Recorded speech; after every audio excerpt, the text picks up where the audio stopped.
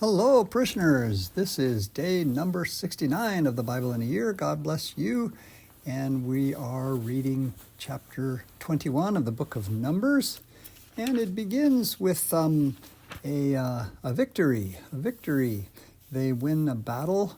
They promise to do as the Lord asks, and they win a battle in a place called Hormah. And that is kind of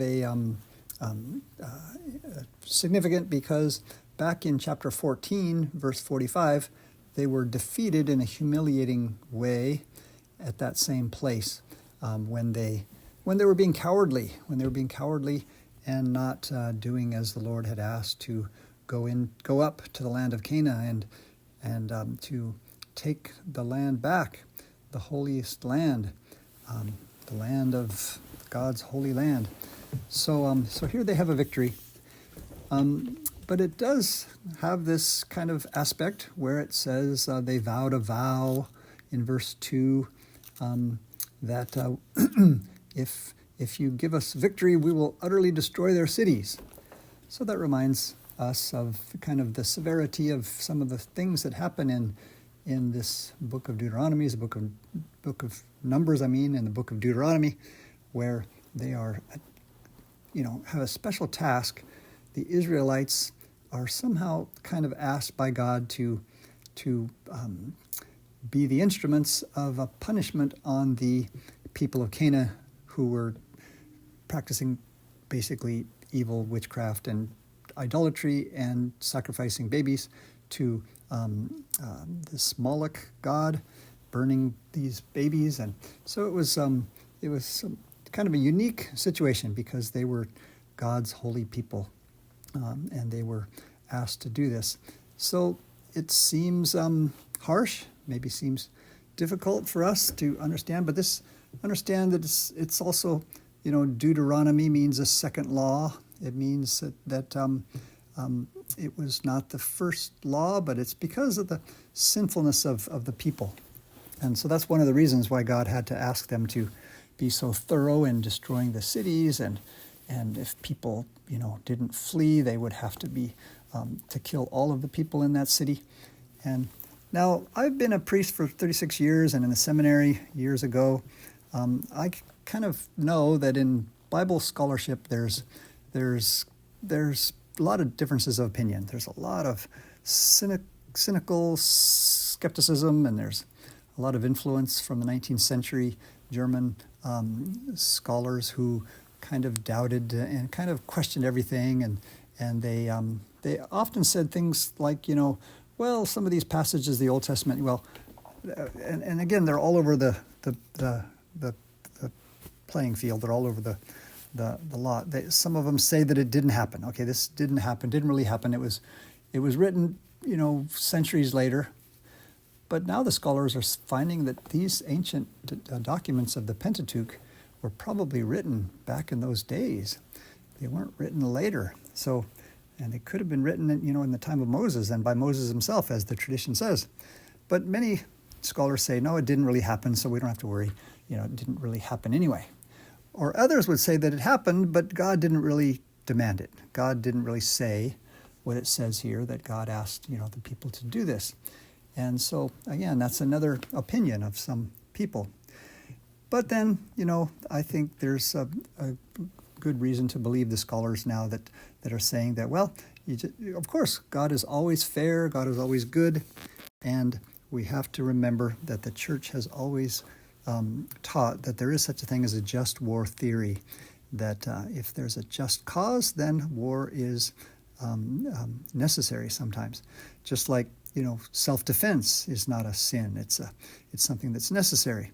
But if there's a just cause to go to war and attack another country because that country has been unjust toward you in some way or something, then that's a just. But many scholars and even Catholic scholars, believe that even that the church is wrong somehow in having taught that the church is wrong for having taught that sometimes it's okay to have something like, killing someone in self-defense or killing someone in a just war or even also the case of capital punishment, of course. Capital punishment is another thing that is very controversial, but But here we have it all over in the Old Testament, and we have to decide if God is good. God has always been good, but in this situation back then, it was kind of a martial law that was a unique situation that Israel had to be preserved. Israel had to be kept separate from the pagan cultures because they were constantly going back to paganism and worshiping demons and things like that. That would be just the worst tragedy.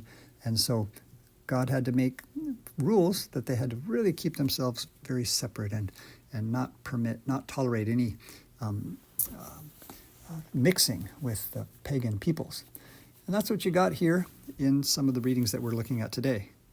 For example, in the next passage, we have in verse number 5, you've got them complaining again. The Israelites are complaining and they're saying, "We loathe this worthless food. We hate this food." Wow. Just imagine someone saying that they hate the Blessed Sacrament, the Holy Eucharist, or they would want to, desecrate it somehow or step on it or something, or that would be something very... So here in this Old Testament passage, these people who complained, God sent fiery serpents, poisonous snakes to bite them, and many of them died. So does that seem harsh? Sometimes when these things seem harsh, you got to kind of look.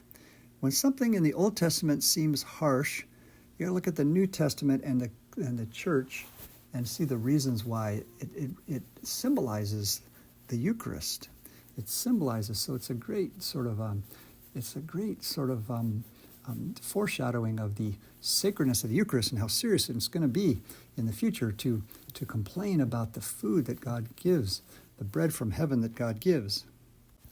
In the same way, for example, we saw when people complained about Moses and Aaron that, the priests, the Moses and Aaron, the people from that priestly family, they think they're special. And then God struck them down, or, the earth swallowed them alive. And it seems harsh, but we look to the time of the New Testament and the church and see that Jesus established the priesthood, and it's very sacred.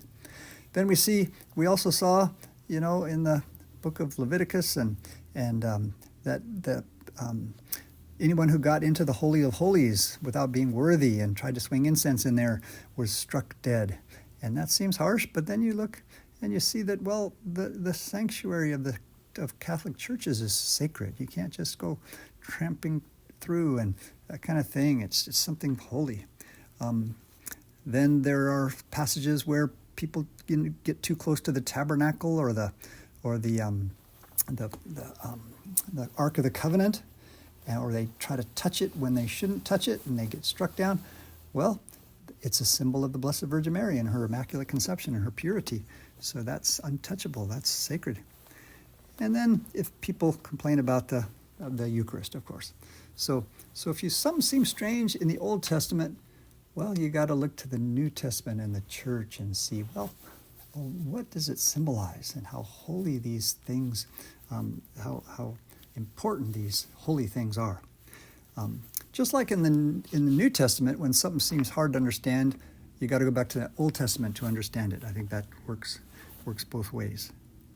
In the book of Deuteronomy, chapter 22, we see, again, some strange laws, but if they seem strange, you kind of ask why. Well, that one of them is that you can't mix two kinds of seeds as you plant your field, or you can't wear two kinds of fabric when you sew your clothes together. You can't put wool and linen together. Well, those are symbols of the fact that Israel or the people of God are pure and have to not mix with other nations and other peoples, and so that's one of the. And then there's a little later in this chapter, there's some strange, or maybe seems harsh, punishments for people who might rape or take advantage of or lie about a virgin of Israel. If there's an Israelite woman who is a virgin and her husband claims that she wasn't a virgin, the family members can show a proof that she was a virgin, and she is defended and she's vindicated and justified. And all of that is, first of all, because the Old Testament has a lot of laws that kind of defend the rights of women in a way that's much more firm than in other societies. The man had all the power in other Near Eastern ancient countries, but also it's a symbol of God's people. A virgin is a symbol of the holy people of Israel.